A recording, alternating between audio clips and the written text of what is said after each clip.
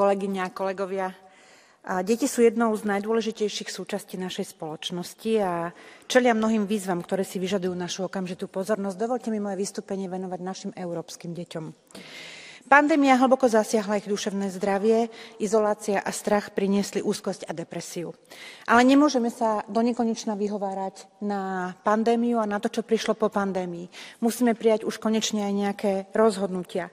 Musíme zlepšiť prístup k zdravotnej starostlivosti, vzdelávaniu, výžive, ale aj domácej pohode a spoločenskej pohode.